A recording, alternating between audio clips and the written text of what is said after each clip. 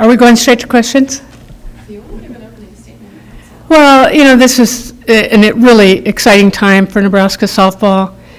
The talent that Jordy brings from an athlete's perspective is unmatched, right?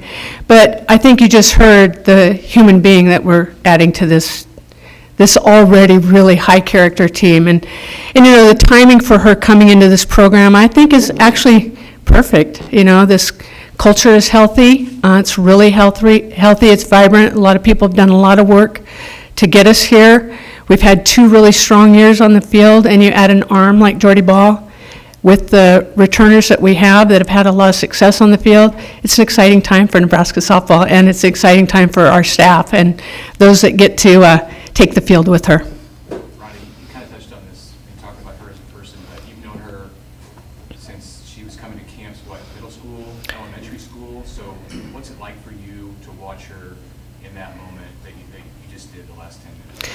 Well, that's a great question. Thank you for asking that. I was trying to remember, it was 12 or 13 when I first met Jordy, and I think I even heard about her before that.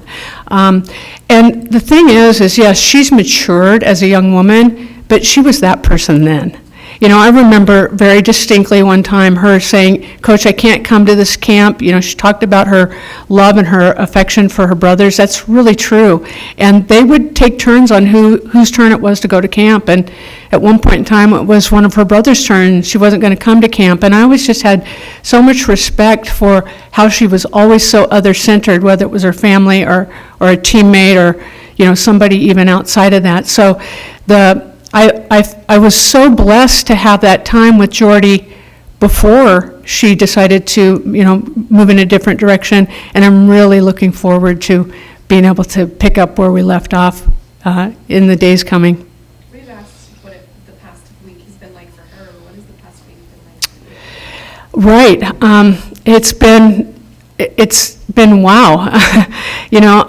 I'm actually driving in my car, and in your car you see your dashboard, you're hooked up to CarPlay, and you see Jordy Ball's name pop up there, and you're like, whoa.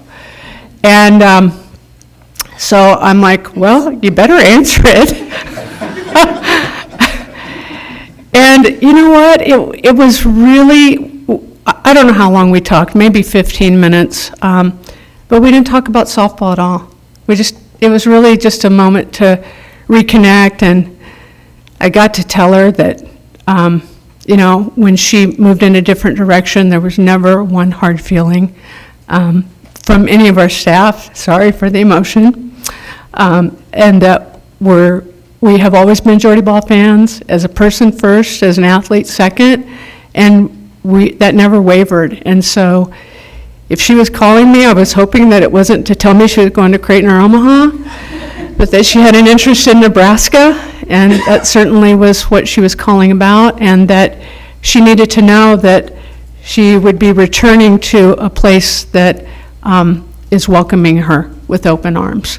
And so that was the start of it. And then, how on that same dashboard, you see your phone blowing up because she had made her statement, and then it's like from there.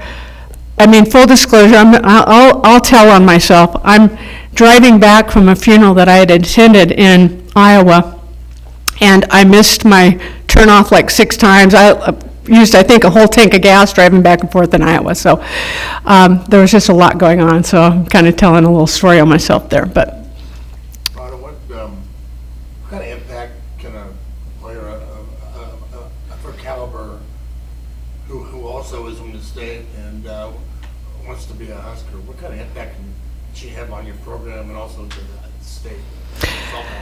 Well, I think we need to start with even bigger than our program, right? Because, she just, the way you heard her, she's tremendous in front of the media. She's a tremendous ambassador for Nebraska. That's the one thing I've always known about Jordy. I've coached a lot of young women that call Nebraska home, and I remember telling our staff when she committed, back when she was an 8th grader, there have been very few that have rivaled how much she's loved her home state, her home city, Papillion.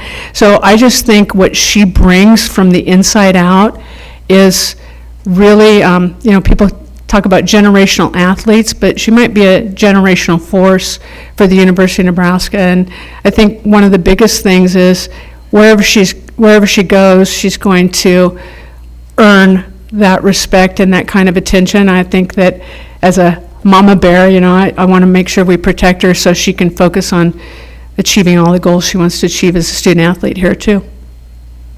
Seeing her career play out over the past couple of years at Oklahoma, just how have you seen her kind of develop, just I guess as a player, just kind of watching from afar over these past few years? Well, I think she's been on her natural progression. She was so good. She was so good as an 8th grader. That's why I knew of her really early. I remember getting a phone call from her pitching coach, Darren Dubsky, and saying, I've got one that's really different. And he meant that in the most positive way. So, she's just continued to develop. And if you understand her work ethic, you know why she's continued to develop. So her work ethic has not only been in her physical game, but her mental and emotional game. And she was in a great environment at Oklahoma. That championship mindset is real. And I look forward to leaning in and learning from her about what she learned down there. Because if we're constant learners, I'm gonna try to figure out some things that have really helped her along the way. So I think she's just doing what Jordy does, and she keeps growing. And we're really excited to be able to maximize her game. She's a tremendous offensive weapon too. And even when she came on her visit last week, we didn't talk too much softball. We just kind of, again, reacquainted and tried to take care of some of the other business. But I did ask her one question. I said, can you confirm that you'd like to hit? And then when she posted and she had a bat, I'm like, I think we know. So, I'm just really excited for the entire athlete that she is. You mentioned what you can learn from her. I asked her a similar question, but what can just mentally someone who's been to the top of the mountain that you're trying to scale, what are the lessons someone can bring to a team like that? Yeah, I don't think it happens over a day or one conversation. I think it's just going to be felt and infiltrated, within our team in little micro conversations or just, interacting with their teammates. I will tell you, it was really exciting. We came last week, she came on Wednesday, and we were going to have lunch at the training table. And like she said, she not only played with some of these players, but played against many of them. And the ones that are still in town are basically our Nebraska kids. And I don't even know I realized it this deeply, but they all jumped up from the table and went and hugged her. And I'm like, that's not just a hug for a potential prospect, right? That's long-term friendship right there, long-term friendship. And then I was talking to Billy and Brooke's older sister, Nicole, in Kansas City as I was recruiting this weekend, and she said, yeah, Jordy was in my wedding. I'm like, who knew that? So there's just a lot of years and a lot of layers to how already she's been a part of our program in one way or another. Have you heard from any players who want to transfer here? Has that happened in the last week? I don't know what I'm allowed to say, but we're still prospecting. Let's just put it that way. Have you and Trev talked about how many bodies you're going to possibly be able to get in bowling next year? Trev and I had a meeting yesterday about that very thing, and been meeting with Keith Zimmer, our sport administrator, and I know that there's a plan in place. I think we're working through the details, but what a great problem to have, right? Just so exciting. I know that bowling right now is capacity at 2,500. I know, we're going to have to obviously up that because we want anybody that wants to be in that stadium to be able to fit in that stadium. So we're going to do our best to make sure we can accommodate that. Talking about how you're going to use her, obviously you're going to pitch her. You talked about her being somebody that wants to hit as well. You use pitchers two ways, as pitchers and hitters more than most. Why is that? Well, I think I don't know that it's been by design like, yeah, we're going to use a pitcher two-way. I think when you see an athlete, and if they have athletic talent on both sides of the ball, then absolutely we're going to utilize that talent. And there's just a long history of that. I'll go back, of course, we could most notably go to Courtney Wallace this year, and we paced her a little bit, but we can go back to Tatum Edwards, and if you recall that 15-inning game against Florida, Tatum started, I think Nate will probably know exactly. She pitched the first 7 or 8 innings.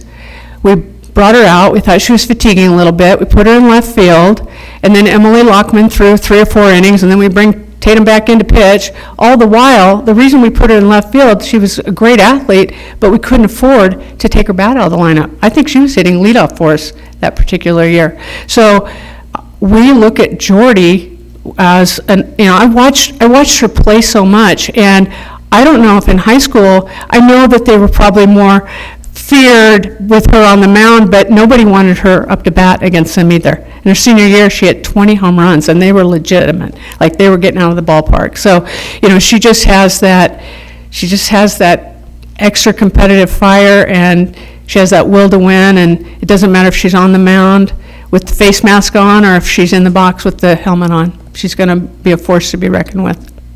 She said she wants to hit more? She loves hitting. She loves hitting, so I don't think she's going to argue with that opportunity to be in our lineup, to earn a spot in our lineup. How much do you hope Jordy being back in the state can kind of propel the girls softball movement in Nebraska? Maybe she can kind of be like the next Jordan Larson, where she really motivates young players. Yeah. I think that Nebraska softball at the state level, whether it's high school or club ball, is really healthy and growing and vibrant, as you can tell by some of the really quality student athletes that are coming out of Nebraska. But I think the Jordy Ball effect is real.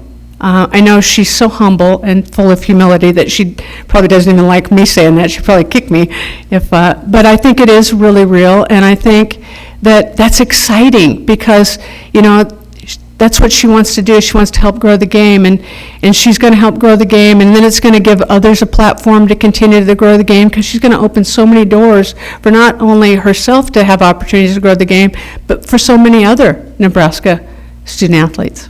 Rhonda, how do you plan to guide and manage a high-profile athlete like her? Matt Smith is my guy. So I called Matt. I said, Matt, Matt and I have been working together for 20 years.